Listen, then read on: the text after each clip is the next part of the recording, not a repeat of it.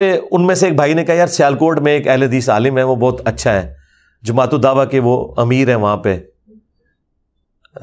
عبد الجبار شاکر صاحب۔ وہ بعد میں پھر جماعت الدعوہ بھی چھوڑ گئے، پھر وہ ذرا تکفیری سوچ کی طرف ہو گئے، لیکن اس زمانے میں ان کی گڈی بڑی چڑھی ہوئی تھی سیالکوٹ میں عبد الجبار شاکر کی۔ اس کی جو جمعے کی گیدرنگ ہے وہ ہزاروں کی ہوتی تھی، بڑے بڑے مجمع، آپ کو لگتے نہیں ہے بریلوی دیوبندیوں کی مسجد ہے، یہ اہل حدیث کی مسجد ہے، کیونکہ وہ اختلافی موضوعات پہ بات نہیں کرتا تھا، وہ فکر آخرت پہ بات کرتا تھا۔ مدینہ یونیورسٹی سے پڑھ کے آیا ہوا تھا، نوجوان بندہ تھا، ہم سے 5-7 سال ہی بڑے ہوں گے وہ، تو ٹالرنس بہت تھی۔ خیر ہم وہاں پہنچ گئے تو پتہ چلا رات کو 11 بجے آئیں گے، ان کے مرکز ہم پہنچے، وہ رات کو 1 بجے کہیں آئے، ہم جاگتے رہے، پھر ان سے ملاقات ہوئی، فجر کی اذانیں ہو گئی۔ اس بندے کو پتہ چل گیا کہ یہ تحقیق میں ہے، تو اس نے پہلا جملہ اتنا اچھا بولا کہ وہ میرے دل میں گھر کر گیا، اور وہ آج تک میں سمجھتا ہوں کہ ہر مسلمان کا وہ عقیدہ ہونا چاہیے۔ اس نے پہلا جملہ بولا، اس نے کہا جی آپ مجھ سے اختلافی موضوعات ضرور ڈسکس کریں، لیکن میں آپ کو یہ بات پہلے ہی بتا دوں کہ ہم اہل حدیث بڑے بے فکرے لوگ ہیں۔ آپ اگر ہمارے کسی عالم کا ہمیں حوالہ دیں گے نا، اور وہ قرآن و سنت کے خلاف ہوا، تو ہم کہہ دیں گے کہ غلط ہے، ہم وہ مانیں گے جو قرآن و سنت میں لکھا ہوا ہے۔ لہٰذا ہمیں کسی کی دھون سامنے نہیں لگانی، اور اگر لگائیں گے بھی تو ہم بڑے بے فکرے لوگ ہیں۔ وہ تو خیر وقت نے ثابت کیا کہ بے فکرے لوگ تو ہم ہیں۔ ہاں، ان کو کیا پتا تھا کہ بنو امیہ کی کارستانیاں جب بخاری مسلم سے حدیثیں مار نکلے گی، تقتل الفیۃ الباغیہ 2812، تو ان کے لیے موت ہو جائے گی قرآن و سنت کو ماننا۔ وہ بے فکرے لوگ تو ہم ہیں اللہ کے فضل سے۔ ان کا جی ہم صرف ایک شخص کو مانتے ہیں جس کی قبر مدینے میں، صلی اللہ علیہ وآلہ وسلم، ان سے اختلاف نہیں ہو سکتا۔ امام مالک کا قول، انہوں نے کہا کہ وہ قبر رسول کی طرف اشارہ کرتے تھے کہ ان کے سوا ہر ہستی سے اختلاف ہو سکتا ہے، اور ان کے سوا ہر شخص کی بات مردود بھی ہو سکتی ہے اور مقبول بھی۔ کچھ مسئلے میں نے ڈسکس کیے تو وہ انہوں نے مانا کہ ہاں یہ اہل حدیث فرقے میں بھی یہ والی خرابیاں ہیں، لیکن ان پرنسپل میں آپ کے ساتھ ہوں کہ آپ ٹھیک کہہ رہے ہیں۔ تو یہ میرے لیے بڑی بات تھی، کیونکہ دیوبند بریلوی یہ نہیں کہتے تھے کہ ہمارے فرقے میں خرابیاں اور ہم آپ کے ساتھ ہیں۔ یہ اہل حدیث میں ہی حوصلہ تھا، انہوں نے کہا کہ بھائی بالکل یہ غلط ہو رہا ہے، ہم آپ کے ساتھ ہیں۔ اچھا، وہ کچھ عقیدے کے مسئلے تھے، کچھ فروعی مسائل تھے، اور کچھ ایسے مسائل تھے جن میں ان کی تحقیق نہیں تھی، یا وہ ضد میں ماننا نہیں چاہ رہے تھے، داڑھی مٹھی کے بعد کاٹنے کا مسئلہ، یہ وہ بالوں نے کہا کہ میں مطلب مدینہ یونیورسٹی سے پڑھا ہوں، لیکن میں اتنا بڑا محقق نہیں ہوں، تو آپ کسی محقق اہل حدیث عالم کو ملے۔ پھر اس نے چند بڑے علماء کے نام بتائے، میں نے ان لوگوں سے بھی رابطہ کیا۔ بہرحال جس بندے سے بھی میں رابطہ کروں نا، تو مجھے سب لوگ ایک ہی بندے کا نام بتائیں کہ آپ کے مطلب کا جو بندہ ہے نا وہ والا بندہ ہے، آپ اسے ملیں، اس کے علاوہ آپ کی تسلی کسی بندے سے نہیں ہونی۔ وہ بندہ ایسا ہے جو آپ کے ہر مسئلے کا حل کر سکتا ہے، اور وہ بندہ بھی مولوی نہیں ہے، وہ آپ کی طرح بڑے شوق سے پڑھا ہے، اور اس نے BA کی ڈگری کی، اس کے بعد وہ دین کی لائن پہ آیا، پھر اس نے علماء والی ڈگری بھی حاصل کر لی، لیکن وہ بندہ بڑا اوپن مائنڈڈ ہے، اور وہ ہے شیخ زبیر علی زئی رحمہ اللہ تعالی، ہمارے اگلے استاد، تیسرے استاد ڈاکٹر اسرار صاحب، اور اس کے بعد پیر نصیر الدین صاحب، اور پھر شیخ زبیر علی زئی صاحب۔ باقی وہ پرانے استاد، ان کو ہم اب بھی مانتے ہیں، ڈاکٹر طاہر قادری صاحب ہوں، الیاس قادری صاحب ہوں، غلام رسول سعیدی صاحب ہوں، سب سے کچھ نہ کچھ حاصل کیا ہے۔ لیکن یہ اس راہ حق کے سفر میں جو تیسرے استاد بڑے سامنے آئے، میں نے کہا جی وہ کہاں؟ انہوں نے کہا جی وہ تو ہزروں میں ہوتے ہیں، اٹک میں۔ میں نے کہا اٹک میں ہوتے ہیں؟ تو مجھے نا آلموسٹ کوئی 12-13 سال پرانی اپنی ایک بات یاد آئی۔ جب میں انجینئرنگ یونیورسٹی میں پڑھتا تھا نا، تو ہمارے کچھ کلاس فیلو جو تھے وہ اہل حدیث بھی تھے، اور ہم کٹر بریلوی سبز پگڑیوں والے۔ تو جب چھٹی آتی تھی نا، تو میں تو جہلم آ جاتا تھا، وہ دور علاقوں کے تھے، تو وہ اکثر چھٹیوں میں یا ویکینڈ کے اوپر نا اٹک جایا کرتے تھے۔ اور اس وقت شیخ زبیر علی زئی صاحب کی عمر 35 سے 40 کے درمیان تھی، ینگ ایج میں تھے وہ، اور وہ کبھی اہل حدیث سے بات ہوتی تھی تو وہ کہتے تھے، جب میں کہتا تھا نا یار ہم بھی امام بخاری امام مسلم کو مانتے ہیں، وہ ان کا یار آپ لوگوں نے بخاری مسلم کبھی دیکھی بھی ہے؟ میں نے کہا میں دیکھی نہیں ہے لیکن ہم مانتے ہیں۔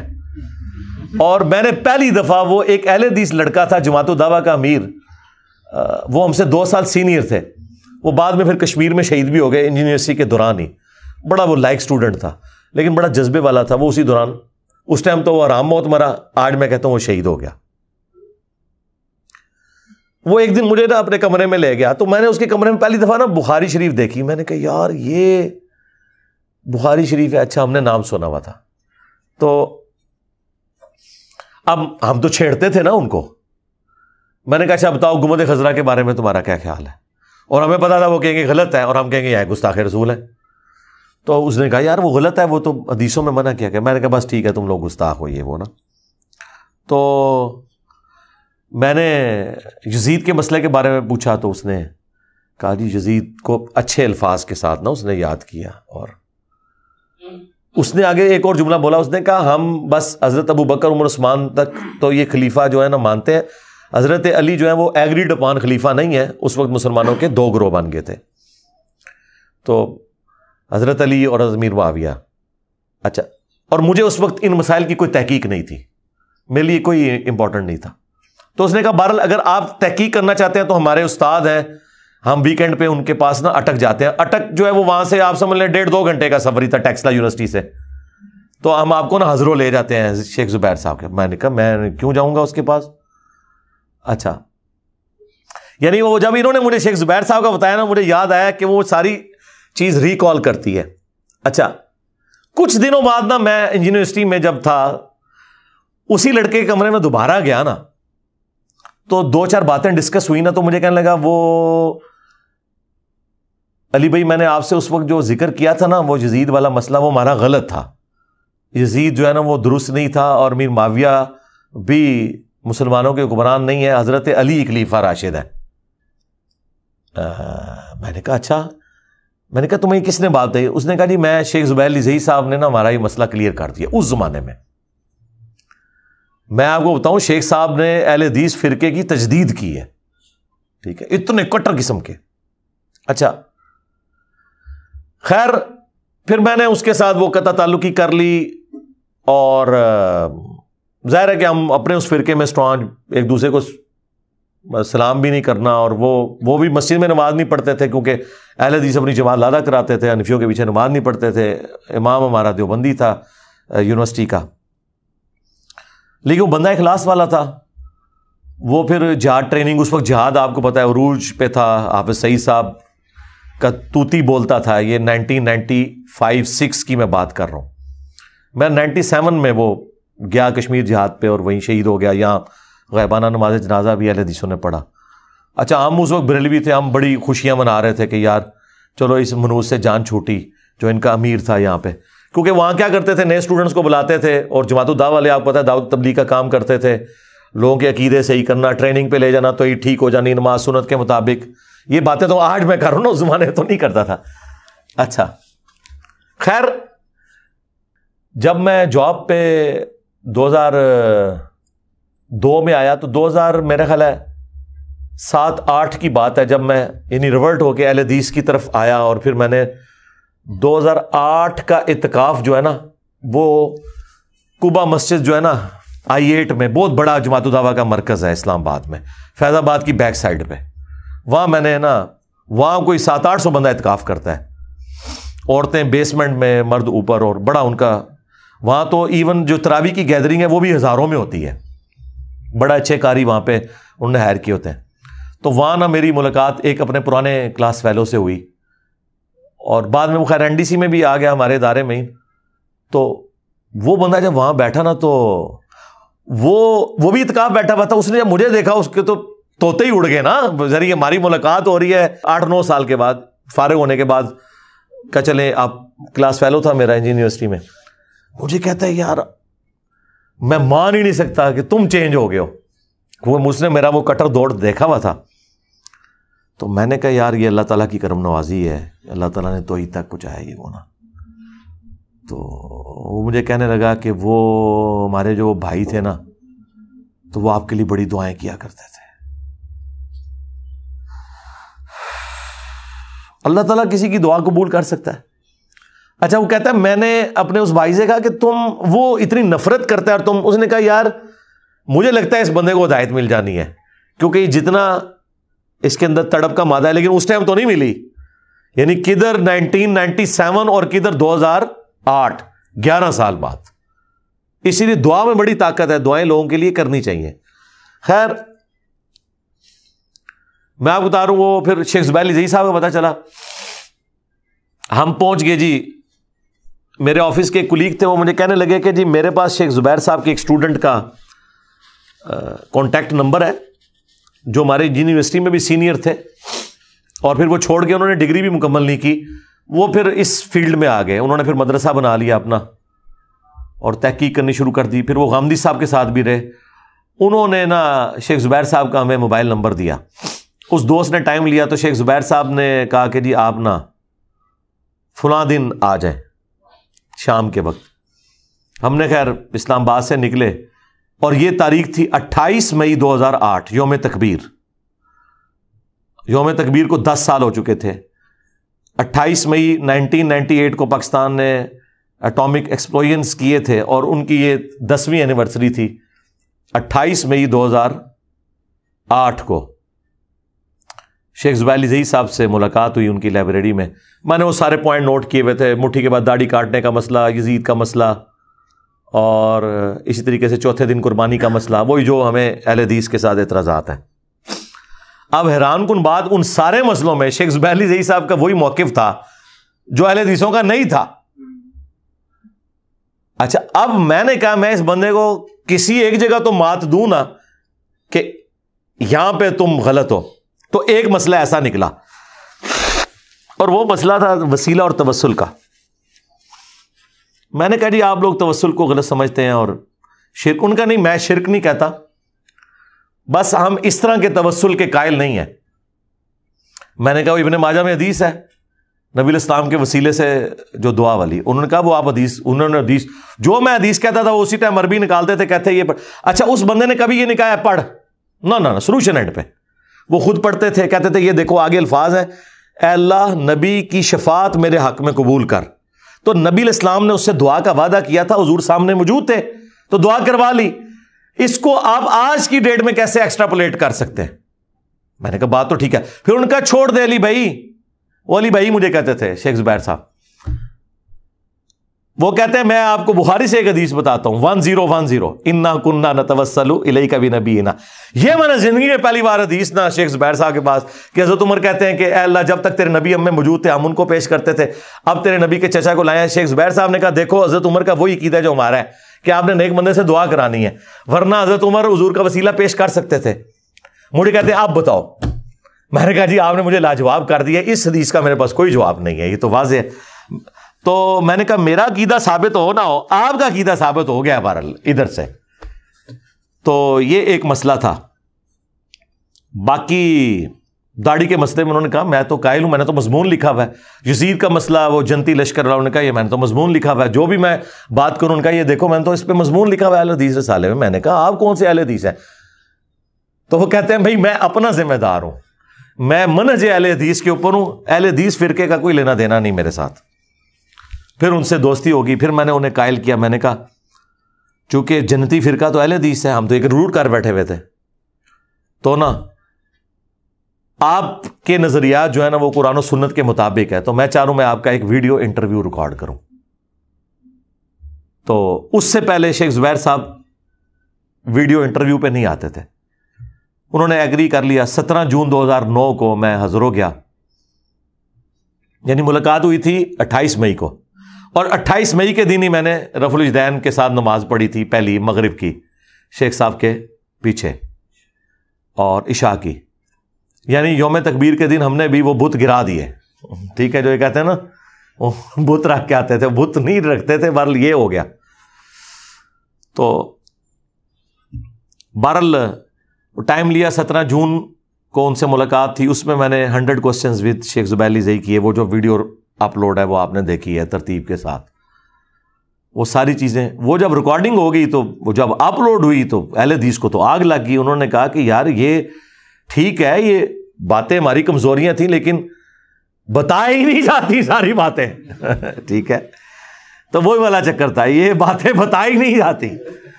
وہ سارے شیخ صاحب کے شاگرد شیخ صاحب سے ناراض ہوئے اور غصہ کیا کہ یہ آپ نے کیا کر دیا, چوتھے دن قربانی کے اگر آپ قائل نہیں تھے تو اس کا یہ مطلب تو نہیں آپ مسئلہ کہ اہل حدیث کے اوپر یہ کرتے.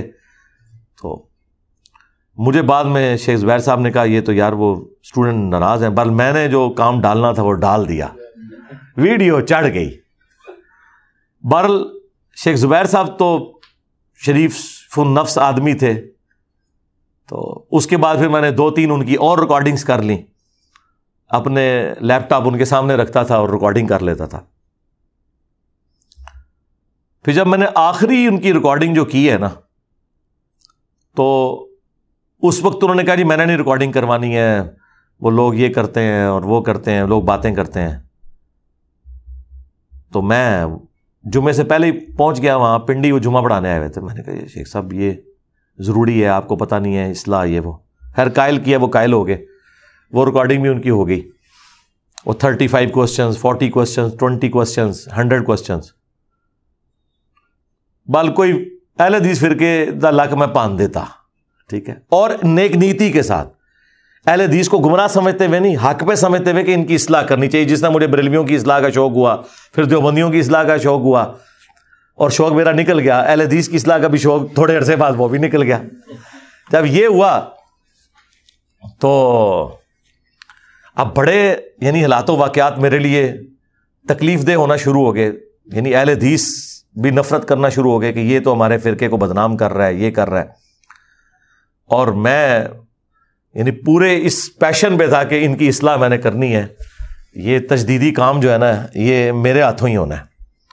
لیکن وہ اہل حدیث فرقے کی بدقسمتی کہ وہ آپریشن کے دوران فوت ہو گئے. یعنی اہل حدیث فوت ہوئے, مجھے تو کوئی نقصان نہیں ہوا, فرقہ ہی فوت ہو گیا بچاتے بچاتے. میں نے کوشش کی کہ بائی پاس ہو جائے, وہ فرقہ فوت ہو گیا. بہرحال وہ فرقہ فوت ہو گیا, اور اللہ تعالیٰ نے ان کی عوام کو اس پلیٹ فارم کے ساتھ اٹیچ کر دیا الحمدللہ. اچھا, یہ ریکارڈنگز جب ہوئی تو مجھے آئیڈیا ہو گیا کہ ہم فرقے کی آواز بلند نہیں کر سکتے. میں نے پمفلٹ پہ پہلے دن سے لکھا ہے اہل سنت کا لفظ, اور شیخ زبیر صاحب کہتے تھے کیوں لکھتے ہو؟ میں نے کہا اس لیے کہ اہل حدیث لفظ بدنام ہے, ہم اہل سنت کے منہج پہ ہیں, آپ بھی خود کہتے ہیں. اس کے بعد سے شیخ زبیر صاحب بھی اپنے آپ کو اہل سنت بریکٹ میں اہل حدیث لکھا کرتے تھے نئے رسالوں میں. میں نے کہا یہ آپ نے نام ان کو دے دیا ہوا ہے, حنفیوں کو. اہل سنت تو اہل حدیث ہیں. خیر ہماری جو جیلم میں جو مسجد تھی جامعہ عصریہ میں, وہاں میں نے نماز پڑھنی شروع کر دی. آہستہ آہستہ جو میرے بریلویت کے زمانے کے دوست تھے ان کو میں گھر میں لے آتا تھا, اور ہفتے والے دن ہم عشاء کے بعد بیٹھتے تھے 2-2 3-3 گھنٹے. جو 3-4 میرے قریبی دوست تھے ایک ایک کر کے سارے ریورٹ ہونا شروع ہوئے, اور پھر اسی دوران 1-2 اہل حدیث کی مسجد میں میرے درس بھی شروع ہو گئے, وہ میں نے کرنا شروع کر دیے. اور اہل حدیث اس چکر میں تھے کہ چلو یار دعوت و تبلیغ کا کام ہم نے خود تو نہیں کرنا, جو کوئی کر رہا ہے تو اسے ہم سپورٹ کریں. لیکن ظاہر ہے کہ میں ان مسئلوں میں تو ہارڈ لائنر تھا جس میں اہل حدیث غلط تھے, اور میں اعلانیہ کہتا تھا کہ یہ چیز غلط ہے. لیکن اس زمانے میں میری ویڈیوز ریکارڈ نہیں ہوتی تھی, مسجدوں میں درس دیتا تھا. یہ تو دماغ میں نہیں تھا کہ اللہ تعالیٰ نے اتنے بڑے کام کے لیے اٹھانا ہے. تو بس یہی تھا کہ اپنے قریبی علاقوں میں رمضان شریف کا مہینہ آیا تو افطاریوں میں درس کا ارینج کیا, اور یہ سارے سلسلے شروع ہوئے. میلاد کا مہینہ آ گیا, جامعہ عصریہ میں ہی میں بیٹھا ہوا تھا, تو کچھ ہمارے بھائی جو نئے نئے چینج ہوئے ان کو بریلویوں نے کہا کہ یہ ابن تیمیہ کا حوالہ لے جاؤ, میلاد ثابت ہوتا ہے. مجھے انہوں نے لا کے ابن تیمیہ کی عبارت اقتداء الصراط المستقیم کی وہ دکھائی کہ جی میلاد منانا اگرچہ بدعت ہے لیکن حسن نیت پہ ثواب ملے گا. تو انہوں نے کہا دیکھو یہ تو ابن تیمیہ بھی قائل ہے کہ میلاد بدعت ضرور ہے, لیکن چونکہ اس کے پیچھے نیت ثواب کی ہے تو. اور میں نے کہا یار یہ ہم نہیں مانتے اس طرح کے میلاد کو, میلاد وہی ہے جو مسلم شریف میں لکھا ہے کہ سوموار کا روزہ. اس نے کہا جی ابن تیمیہ بھی غلط ہے, ایسی تیسی ابن تیمیہ کون ہوتا ہے. اچھا پھر مجھے یاد آیا کہ جب ہم دیوبندی ہوئے تھے تو مجھے ایک دیوبندی عالم جو انڈیا کے تھے انہوں نے کتاب لکھی کیا ابن تیمیہ اہل سنت ہے, وہ ایک دیوبندی نے گفٹ کی تھی, جس میں ابن تیمیہ کے وہ عقیدے لکھے ہوئے تھے جو بریلوی دیوبندیوں والے تھے.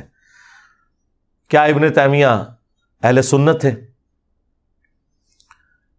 تو وہ کتاب میں نے نکال کے پڑھی اور چاند ایک عبارتیں میں نے وہ مکتبۃ الشاملہ سے نکالی اور میں نے وہ شیخ زبیر علی زئی صاحب کو بھی بھیجی. پہلے ان سے میں نے پوچھا کہ اگر کوئی یوں کہے تو انہوں نے کہا یہ ابن عمر کو بدتی کہنا اور یہ باقی سے. انہوں نے کہا غلط ہے. میں نے کہا تو ابن تیمیہ نے لکھا ہے. انہوں نے کہا ہو ہی نہیں سکتا. تو جب دیکھا انہوں نے شام کو مجھے فون کیا, کہتے ہیں یار واقعی لکھا ہوا ہے اس نے. یعنی ابن تیمیہ کی یہ والی باتیں میں نے شیخ زبیر صاحب کو بتائی. ہمارے جیل میں ان کے شاگرد تھے شیخ غلام مصطفیٰ ظہیر صاحب امن پوری, حفظہ اللہ, زندہ ہیں, فوت نہیں ہوئے ابھی, رحمہ اللہ نہیں ہوئے, شکر ہے ابھی ان کے چانس ہیں ہدایت کے انشاءاللہ. تو وہ ان کو بھی میں نے عبارتیں دیں. ان کو پتہ چل گیا کہ یار یہ تو ہمارے فرقے کے اوپر جو ہے نا وہ ضرب لگانے کے چکروں میں. تو انہوں نے لوگوں کو منع کیا. انہوں نے کہا یہ جو ہے نا, انہوں نے پہلے تو مجھے کہا کہ یہ تم کس چکر میں ہو, اہل حدیث کی غلطیاں کیوں. میں نے کہا جی میں نے تو اصلاح کرنی ہے. ان کا اصلاح کرنی ہے, اگرچہ ان کے سارے نظریات وہی تھے, وہ بھی ایک مجلس کی 3 طلاقوں کو 3 ہی مانتے ہیں غلام مصطفیٰ ظہیر صاحب, وہ بھی چوتھے دن قربانی کے قائل نہیں, لیکن اس کو اعلانیہ نہیں کرتے تھے. میں 4-5 گھنٹے فجر سے لے کے 11 بج جاتے تھے جامعہ عصریہ میں, ہم دونوں بیٹھ کے میں ان سے سارے مسئلے ڈسکس کرتا تھا. پھر ان کے گھر بھی چلا جاتا تھا کیونکہ وہ شیخ زبیر صاحب کے اسٹوڈنٹ بھی تھے, ان کے منہج پہ بھی تھے. تو ہماری بڑی انڈرسٹینڈنگ تھی. ناسبی کا لفظ میں نے پہلی دفعہ غلام مصطفیٰ ظہیر صاحب کے منہ سے سنا تھا. انہوں نے تو سوچا بھی نہیں تھا کہ ایک دن آئے گا کہ ساڑھے پورے فرقے نو اے ناسبی کہہ رہا ہوئے گا. تو میں نے وہ فیض عالم صدیقی کا ذکر کیا. یہاں پہ ایک ناسبی تھا جیلم میں, وہ قتل ہو گیا, 80s کی بات ہے. تو میں نے کہا کہ آپ کے وہابی تو اس طرح علماء. انہوں نے کہا نہیں وہ تو ناسبی تھا. میں نے کہا ناسبی کون ہوتے ہیں؟ ان کا یہ جو حضرت علی سے بغض رکھتے ہیں. اور مجھے یاد ہے, مجھے غلام مصطفیٰ ظہیر صاحب نے وہ 2008 میں کہا, ان کا بھائی علی بھائی ہم تو مولا علی کے ساتھی ہیں, تو ہم مولا علی کے ماننے والے ہیں, ہم ناسبی نہیں ہیں. یزید کو بھی ہم اچھا نہیں سمجھتے. بعد میں میری ضد میں آگے کچھ شروع ہو گیا سلسلہ, لیکن بہرحال اندروں انہوں نے سب کچھ پتا ہے, اس زمانے میں بھی پتا تھا. خیر انہوں نے اپنے قریبی لوگوں کو کہا کہ اس کو سنبھال لو, یہ بندہ بہت خطرناک بلکہ خطرے ناک ہونے والا ہے بعد میں. تو لیکن میں تو کسی کے کہنے میں نہیں تھا الٹیمیٹلی. حالانکہ میں انہیں خود وہ جہاں درس دیتے تھے میں موٹر بائک پہ لے کے جایا کرتا تھا ساتھ, پھر گھر بھی چھوڑ کے جاتا تھا. ایک دن مجھے کہنے لگے یار دیکھو یہ جو تم کام کر رہے ہو نا اس سے پیچھے ہٹو. میں نے بھی اہل حدیث کی نا کوشش کی اصلاح کی, میں نے مضمون لکھ دیا.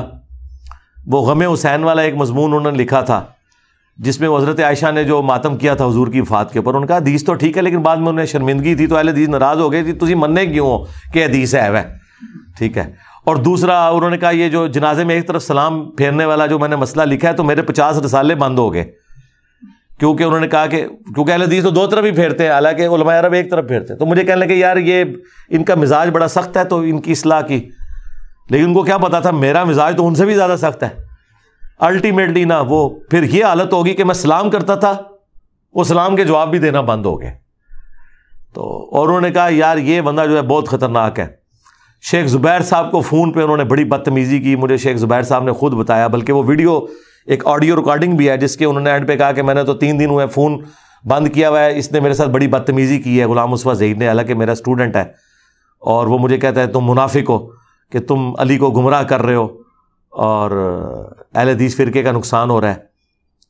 حالانکہ شیخ زبیر صاحب کو تھوڑا بہت گمراہ میں نے کیا تھا. انہوں نے نہیں صرف مجھے گمراہ کیا, میں نے بھی انہیں گمراہ کیا تھا جو ابن تیمیہ کی باتیں بتائی تھیں اور کچھ چیزیں اور انورٹڈ کاماز میں. بہرحال وہ شیخ زبیر صاحب کو تو پتہ چل گیا. پھر بڑے بڑے علماء ان کو فون کرنا شروع ہو گئے کہ جی یہ آپ کیا کر رہے ہیں, آپ اس کی پش پناہی کر رہے ہیں, آپ اس کے خلاف مضمون لکھیں.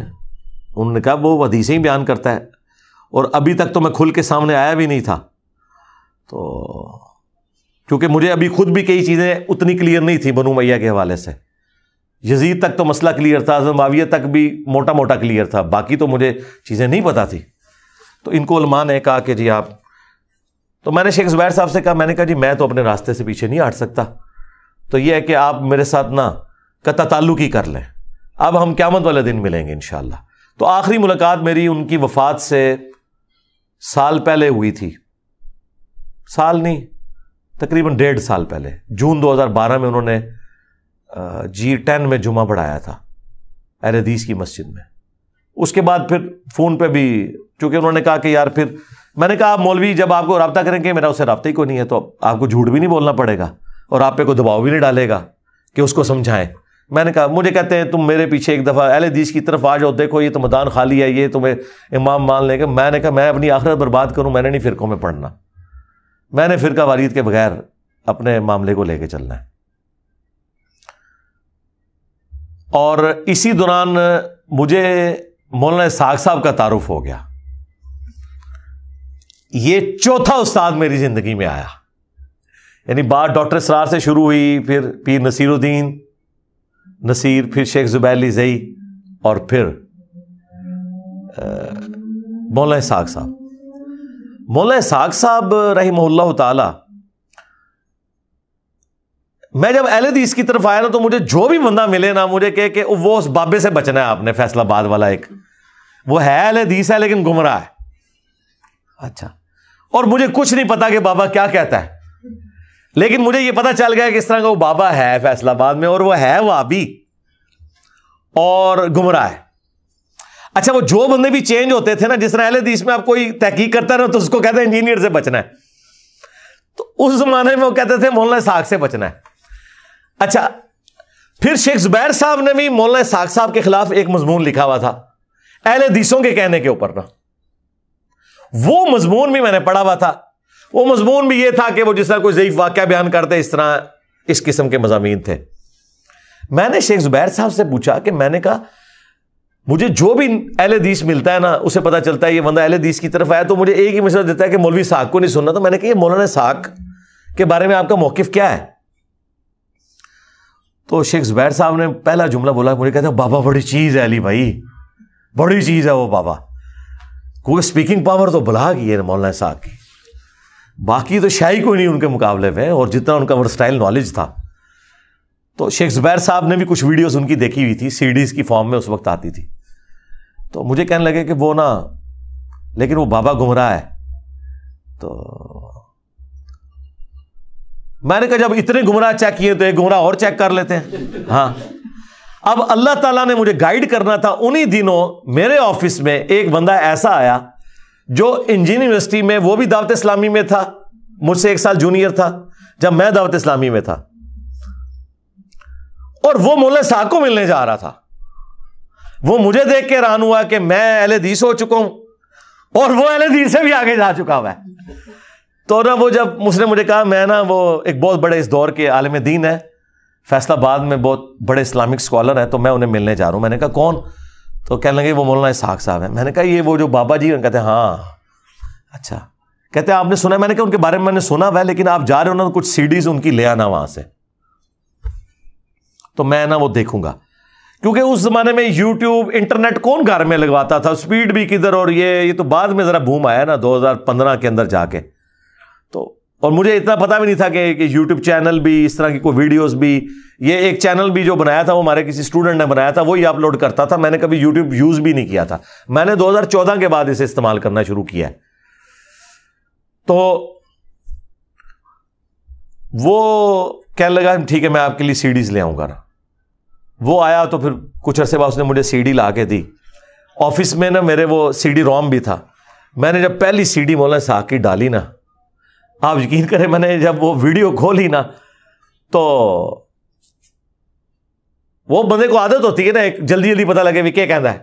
میں نے جناب وہ کلک کر کے نا, وہ جو پہلی وہ ویڈیو کھولی تھی نا, میں نے کلک کر کے آگے کی نا, تو جو پہلا جملہ میرے کانوں پہ پڑا نا وہ صحیح بخاری کی 4108 تھی. ہاں, کہ تم میں جو خلافت چاہنے والا ہے اپنا سینگ اٹھائے, میں اس کے باپ سے زیادہ خلافت کا حقدار ہوں. یہ جو حضرت معاویہ نے خطبہ دیا تھا مدینہ شریف میں عبداللہ بن عمر کی طرف کنایا کر کے, لو جی منو تے تھلوں لگی آگ تے اتو نکلی. اچھا, اور وہ عربی بارتیں پڑھ کے فل بدی اس طرح ترجمہ کرتے تھے جیسے ہم اتنی فل بدی پنجابی بھی نہیں بول سکتے جتنی وہ پنجابی وہ بولتے تھے, اور اپروپریٹ ورڈز یوز کرتے تھے. میں تو جناب اتنی سی ڈی روک لی. میں جناب بخاری شریف کھول کے نا, میں نے مکتبۃ الشاملہ کھولا تو 4108 ڈالی میں نے, اور وہ حدیث میرے سامنے آئی. میں کہ انہیں آگے کے جانا ہے. میں سیدھا ٹھگ فون ملایا شیخ زبیر صاحب کو. میں نے کہا مجھے بتائیں اگر کوئی شخص یہ کہے کہ میں حضرت عمر سے زیادہ خلافت کا حقدار ہوں ٹھیک ہے. تو مجھے کہنے لگے کون گستاخ ہے جس نے بات کی ہے؟ میں نے کہا یہ معاویہ بن ابی سفیان رضی اللہ تعالیٰ عنہ. اور نہیں علی بھائی ہو ہی نہیں سکتا. میں نے کہا بخاری میں لکھا ہے. کہتے ہیں میں اتنے سال سے بخاری پڑھا رہا ہوں. وہ بخاری تو پڑھا رہے تھے نا. اچھا ہوں شیخ زبیر صاحب کی بخاری میرے سے کھل گئی. ٹھیک ہے. اچھا میں نے کہا لکھا ہوا بخاری میں, آپ چیک کریں. اچھا خیر میں آفس کی گاڑی میں واپس جا رہا تو مجھے شیخ زبیر صاحب کی کال آئی. مجھے کہتا ہے علی بھائی واقعی لکھا ہوا ہے یار, کتنا گستاخ تھا یار یہ, اس نے حضرت عمر کی گستاخی کی ہے. ٹون ہی بدل گئی شیخ زبیر صاحب کی. اس لینگویج میں نا وہ بات کرنا شروع ہو گئے. تو میں نے کہا شیخ صاحب پھر یہ سارا مسئلہ مجھے تو لگتا ہے ادھر سے ہی سارا خراب ہوا ہے. تو مجھے کہتے ہیں علی بھائی آپ کو پتا ہے حضرت معاویہ دور میں تو ممبروں پہ حضرت علی پہ سب و شتم بھی ہوتا تھا. اب یہ دوسری بات تھی جو شیخ زبیر صاحب مجھے خود بتا رہے ہیں. میں نے کہا اچھا.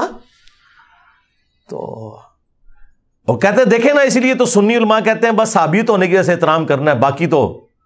اور مجھے کہتے ہیں یار وہ تو حدیث بہت خطرناک ہے علی بھائی. میں نے کہا کون سی؟ اور تقتل الفئۃ الباغیہ یدعوہم الی اللہ ویدعونہ الی النار. اچھا میں نے کہا وہ کہتے ہیں وہ جو عمار کو باغی جماعت قتل کرے گی. ہاں میں نے کہا شیخ صاحب سے, میں نے کہا یہ تو میں نے 2002-3 میں حدیث پڑھی ہوئی ہے, عمار کو باغی جماعت قتل کرے گی. میں نے کہا وہ تو حضرت علی حق پہ تھے, مخالف جماعت جو ہے وہ باغی تھی. وہ کہتے ہیں نہیں جو اگلے الفاظ ہیں. اچھا وہ اگلے الفاظ میرے سے بھی اوور لک تھے. مجھے اتنا پتا تھا کہ عمار کو ایک باغی جماعت قتل کرے گی کیونکہ مسلم میں اتنی حدیث ہے, بخاری میں نا. مجھے کہتے ہیں جو اگلے الفاظ وہ بہت خطرناک ہیں کہ عمار انہیں جنت کی طرف بلائے گا اور جماعت جہنم کی طرف بلائے گی. اچھا جب یہ انہوں نے بات کی نا تو میں نے کہا ہو یہ پوری گیم مجھے سمجھ آ گئی ہے یہ مسئلہ کیا ہے. ٹھیک ہے. پھر تو یہ 2 حدیثیں انہوں نے مجھے بتائی, پھر میں انہیں حدیثیں بتایا کرتا تھا کہ اے بھی لکھیجے, اے بھی لکھیجے, اے بھی لکھیجے. ٹھیک ہے. تو پھر مولانا اسحاق صاحب کی وہ سیڈیز آئیں تو اس میں وہ خلافت کے وہ 12 لیکچر بھی تھے ان کے پنجابی والے, حضرت عمر کی شہادت سے لے کے حضرت حسین کی شہادت تک. وہ یقین کریں میں نے 2 راتیں جاگ کے وہ میں نے ختم کر دیے لیکچر. تو میری یہ حالت تھی کہ میں اڈاں تے میں مولانا اسحاق کو پہنچ جاواں. ٹھیک ہے. اچھا خیر یہ ساری چیزیں میں نے پھر نا اسی دوران میں نے وہ ویڈیوز میں بھی یہ چیزیں کچھ ریکارڈ کریں. 2011 10 دسمبر کو حسینیت اور یزیدیت کا تحقیقی جائزہ, اس دوران میں مولانا اسحاق صاحب کے لیکچرز دیکھ چکا ہوا تھا اور مجھے پتا چل گیا کہ یار یہ مولوی اسحاق تو یہ تو کوئی بکری شے ہے, یہ اگلا سٹاپ ہمارا مولوی اسحاق ہے. اچھا وہ جب میرا لیکچر ریکارڈ ہوا نا اس وقت تک ہماری یوٹیوب کی ویورشپ جو ہے نا زیادہ سے زیادہ 100 150 133 95 80 70 ہوتی تھی. ظاہر ہے مجھے کسی پلیٹ فارم نے لانچ کرنا تھا تو میں نے لانچ ہونا تھا نا, خود کیا بندے نے لانچ ہونا ہے. میرا یہ حسینیت اور یزیدیت والا لیکچر جب اپلوڈ ہوا نا 10 دسمبر 2011 کو ریکارڈ ہوا تو یہ لیکچر ہر اس بندے نے دیکھ لیا جس کو نہیں دیکھنا چاہیے تھا, یعنی اہل حدیثوں کے مولوی, اور وہ 2-3 مہینے میں 5000 کراس کر گیا. اب تو 2-3 منٹ میں ہماری ویڈیو 5000 کراس کر جاتی ہے. تو ان 5000 میں وہ سارے ٹوٹل اہل حدیث اتنے ہی ہوں گے جو کوئی تھوڑا بہت سمجھ رکھنے والے ہیں, انہیں سارا دیکھ لیا, وہ سارے شیخ زبیر صاحب دے مگر, اور پھر وہ آپ کڑی جوڑ لیں. اچھا وہ سی ڈی نہ کسی نے مولانا اسحاق صاحب کو بھجوائی یوٹیوب سے ڈاؤن لوڈ کر کے. مولانا اسحاق صاحب نے بھی وہ لیکچر دیکھ لیا میرا نا حسینیت اور یزیدیت کا تحقیقی جائزہ. مولانا اسحاق صاحب کو کسی اسٹوڈنٹ نے باہر سے فون کر کے کہا کہ مولانا آپ کے جو اسٹوڈنٹ ہے نا اس نے تو ایک لیکچر میں سب کچھ ریکارڈ کرا دیا جو آپ نے 12 لیکچروں میں ریکارڈ کرایا ہوا ہے بڑے طریقے سے, اور اردو میں کرایا, آپ کے تو پنجابی میں تھے. تو مولانا اسحاق صاحب نے کہا کہ وہ دسو منڈا کیڑا ہے. حالانکہ میں کوئی شاگرد نہیں تھا ان کا اس وقت, نہ میری کو ملاقات تھی. ہاں ویژول شاگرد تھا کہ میں نے ویڈیو سے لرن کیا تھا, کچھ میری اپنی بھی تحقیق تھی.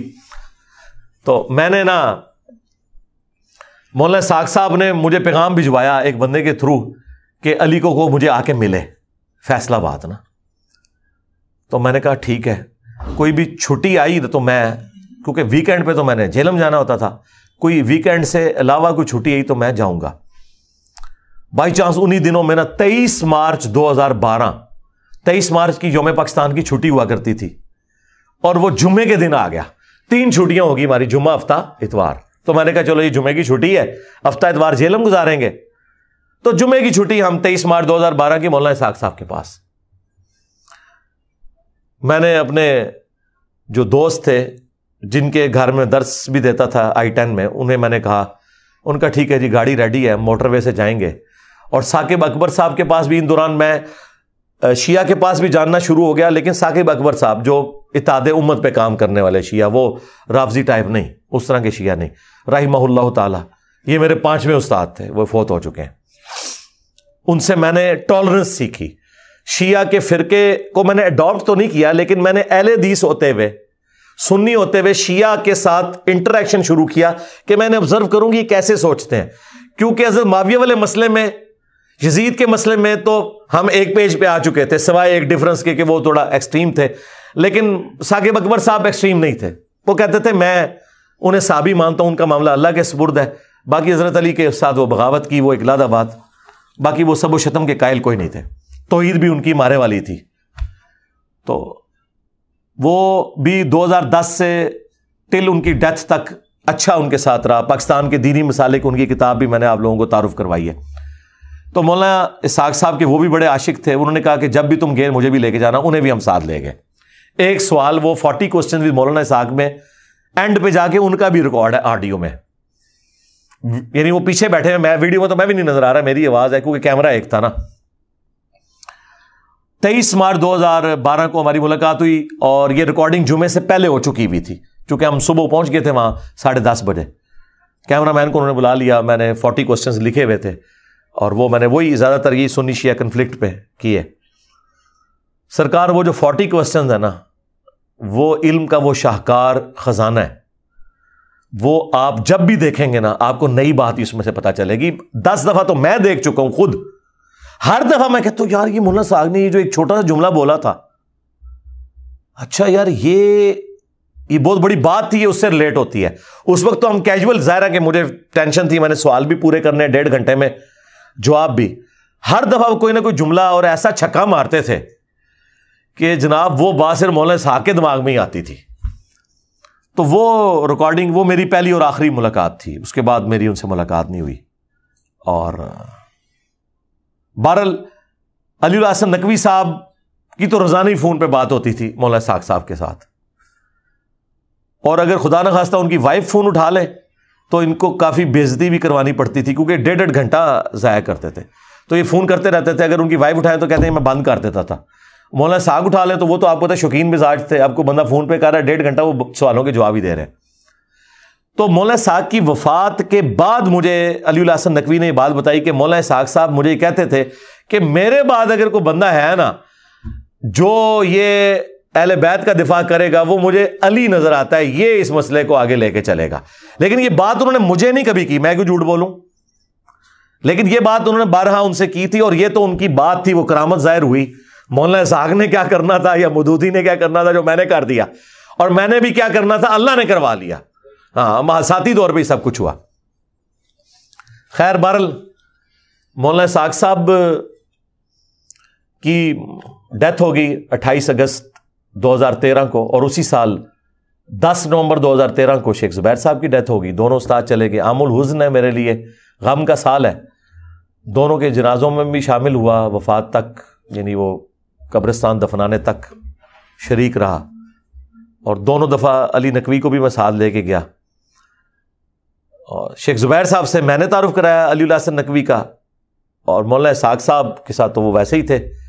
تو وہ ان سے پھر کافی ساری چیزیں، پھر جب ہماری بول چال آپس میں بظاہر بند ہو گئی تھی تو میں نے جو مسئلہ پوچھنا ہوتا تھا نا، تو میں علی نقوی کو کہتا تھا آپ نہ شیخ زبیر صاحب کو فون کر کے نہ یہ مسئلہ پوچھو، کیونکہ ہم نے تو یہ طے کیا تھا اب ہم قیامت والے دن ملیں گے. اور یہ ساری نوست یہ اہل حدیث مولویوں کی وجہ سے تھی، کیونکہ وہ انہیں تنگ کرتے تھے. تو وہ جان اسی طرح ہی چھڑا سکتے تھے کہ میرا اس سے کوئی رابطہ نہیں ہے، اور واقعی وہ رابطہ کرتے بھی نہیں تھے. اور شیخ زبیر صاحب کو بھی نہیں پتا ہوتا تھا کہ میں پوچھوا رہا ہوں یہ مسئلہ. علی نقوی کو کہتا تھا تم اپنے اینڈ سے پوچھو. بہرحال یہ سارے معاملات اس حوالے سے چلتے رہے. مولانا اسحاق صاحب سے جب میں مل کے نکلا نا، تو میں یہ نہیں کہتا ہوں کہ 2012 میں 23 مارچ سے پہلے جو انجینئر محمد علی مرزا تھا نا، اور 2012 23 مارچ کے بعد کا جو انجینئر محمد علی مرزا ہے، زمین و آسمان کا فرق ہے. مولانا اسحاق صاحب سے میں نے 2 ایسی چیزیں سیکھی ہیں جو کسی اور نے نہیں مجھے سکھائی. ایک تو یہ ہے کہ بیٹا جس سے بھی اختلاف ہو جائے اسے کافر نہیں کہنا، علمی اختلاف کر لینا ہے. اور دوسرا، نماز ساروں کے پیچھے پڑھنی ہے. یہ میں ٹیکنیکلی قائل ہوا، ورنہ جتنا عرصہ میں بریلوی تھا میں اہل حدیثوں کے پیچھے نماز نہیں پڑھتا تھا، اور جب کٹر اس طرف گیا تو میں بریلویوں کے پیچھے نمازیں پڑھنا چھوڑ گیا تھا. کہیں مجبوراً ہو جائے تو پڑھ لی، ادروائز میں نہیں پڑھتا تھا. لیکن مولانا اسحاق نے میرا یہ عقدہ حل کیا، اور یعنی یہ ہمارے وہ آخری استاد جن تک ہم پہنچے، جن سے یعنی علم حاصل کیا. اور یہ 5 کے 5 استاد جو میرے ہیں، یہ آپ سمجھ لیں پانچتن پاک کی نسبت میں، یعنی ان کی نسبت سے میرے بھی 5 استاد ہیں. ڈاکٹر اسرار صاحب، پیر نصیر الدین صاحب، اور اس کے بعد شیخ زبیر علی زئی صاحب، اور ثاقب اکبر صاحب، اور مولانا اسحاق صاحب رحمہم اللہ اجمعین ورضی اللہ عنہم اجمعین وعلیہم السلام اجمعین آمین. ہم تو دعا ہی کر سکتے ہیں جی آج کے اس دن 100 نمبر پبلک سیشن میں، جہاں اپنے اسٹوڈنٹس کو یاد کیا جو فوت ہو چکے ہیں، تو اپنے استادوں کو بھی یاد کرنا چاہیے. میں تو روزانہ انہیں دعاؤں میں یاد رکھتا ہوں، اور ان کی تعلیمات ویڈیوز کی شکل میں جتنی تھیں وہ اللہ کا شکر ہے استفادہ ہے. ہم نے ویلیو ایڈیشن کر کے ان کو مزید بہتر انداز میں لوگوں تک پہنچایا. تو یہ فرقہ واریت کا بند بھی ٹوٹ گیا مولانا اسحاق صاحب کی وجہ سے، ٹالرنس بھی آ گئی، اور یہ والے مسائل بھی کلیئر ہو گئے. فرقہ وارانہ جو ایک ایشو تھا، سنی شیعہ کنفلکٹ پہ جتنا بڑا کام مولانا اسحاق نے کیا ہے، اسلامک ہسٹری میں کسی نے نہیں کیا میرے علم کی حد تک.